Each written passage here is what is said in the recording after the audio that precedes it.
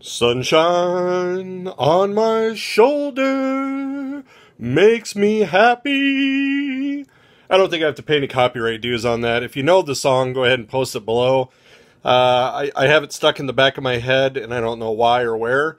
But otherwise, I thought I'd do some reviews of books. I definitely haven't done that in quite a while. So, of course, being late to the party as I always am, maybe I'll even renumber this. Go back to 1 to get all those new watchers.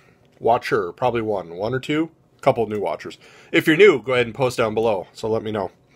The Realm.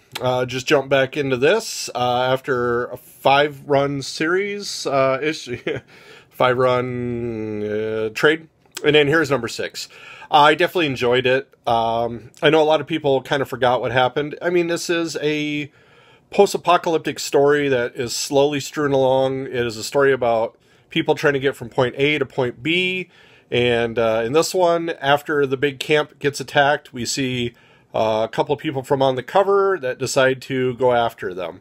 We start getting more information. We find out that the hunter was a former ranger, if I remember correctly, of the U.S. Army, and he talks about how like the military was together for a while, but then they quickly realized that there is no government anymore, and so they kind of fell apart, and so he's on his own.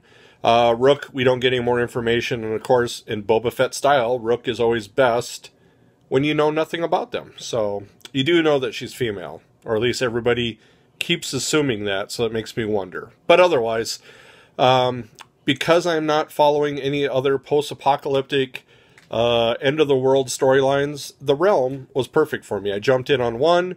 We're only on 6, so you could probably get all the back issues or do trades. But I'm enjoying it. You know, it's a good, decent storyline. Yeah, I'm just doing a couple sit-ups there. Judge Dredd, number 1, Under Siege. Reminds me a lot of the movie. It does a very good style of Judge Dredd. You need to check out this plaza, which I think is Patrick Swayze Plaza. I thought that was kind of funny. He's got to go rescue another judge that's having trouble, so if you know nothing about Judge Dredd, definitely a great starting point. Gives you a very brief discussion, and then you get right into a firefight. So, Judge Dredd, number 1, Under Siege. Another number 1 that I picked up, because I don't read a whole lot of stuff, Blackwood. I'm going to try not to get too much flight from my light. Blackwood has been really good. So this is written with artwork that's almost a little Harry Potter-esque. Kind of what you see here is what you get inside. Oh, sure, let's go ahead and show you some stuff inside. So, spoilers if you haven't read any of it. Ta-da! There's your artwork. It was good. I mean, it is a YA, a little older than Harry Potter idea of kids going to college to study magic. So this isn't your regular grade school young kids. This is a little older. Everybody should be 18 or more. They instantly, of course, start bonding over tragedy in the school as, you know, they start to find out things are not as they seem. I did enjoy it. I think it's only a 4-issue run. So yeah, I mean, I would definitely read it for 4 issues.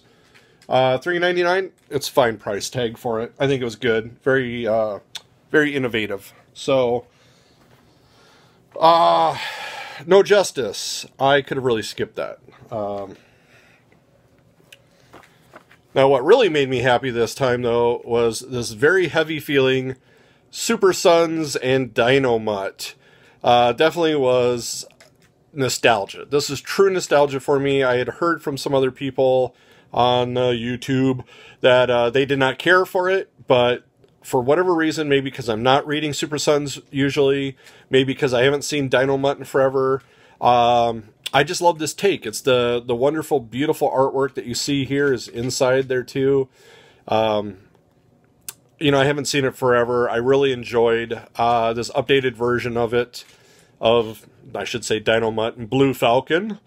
And it was really good to see the boys. I haven't really hardly read, I think I read the first trade, of course, for free on Hoopla of Super Sons, so take it for what it will.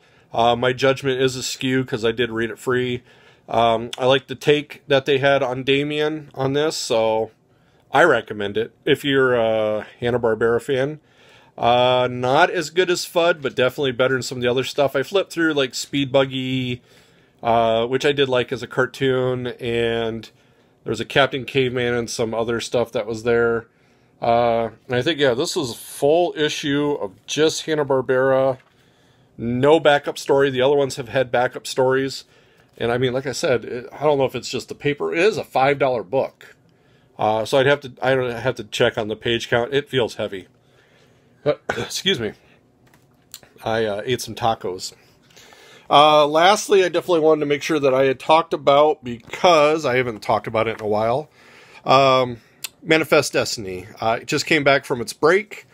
Sergeant Reese, I believe, is the name of the pastor, or chaplain, probably is a chaplain, of the Lewis and Clark expedition, who has turned against Lewis and Clark, got everybody upset because, you know, they were being attacked by demons and monsters, and they're just going across this, they're being dragged through it. There is some, unfortunately, the prisoner of theirs is still alive, but people are being injured, they're losing eyes, losing limbs, and they're just tired. They're in South Dakota, winter is coming, and if you've been around here at all, it can get tiring and upsetting. So yeah, sometimes you mutiny.